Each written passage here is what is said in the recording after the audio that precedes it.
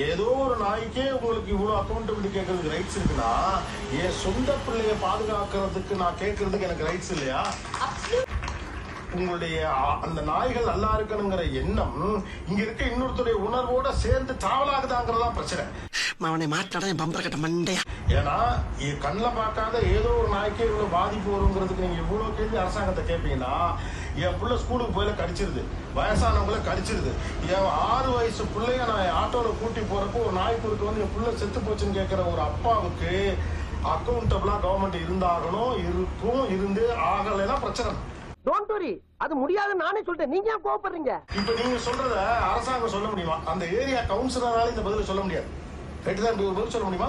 நாங்க awareness program நடத்தி எல்லாரும் விழிப்புணர்வு உண்டாக்கிறோம், பயப்படாதீங்க, உங்க பிள்ளைங்களை பத்திரமா வச்சுக்கோங்கன்னு ஒரு கவுன்சிலரால சொல்ல முடியுமா? மக்கள் பிரதிநிதி யாரா? சார், மக்களுக்கு அவேர்னஸ் ப்ரோக்ராம் நடத்துங்க நாங்க சொல்றோம் சார். how இல்ல sir, how to take a license. ஒரு நிமிஷமா, நீங்க உங்க ஏரியா நாயெல்லாம் உங்க நாய் தானே? ஆமா. ஓகே, அது யாரையாவது கடிச்சா நீங்க பொறுப்படுத்துவீங்களா? கண்டிப்பா முடியாது. முடியாத. ஆனா அந்த பொறுப்பை யார் ஏத்துக்குவா? அது கவர்மெண்ட் தான். அவ்வளவுதான். ஒரு சிறிய இடைவேளைக்கு பிறகு தொடர்ந்து பேசலாம்.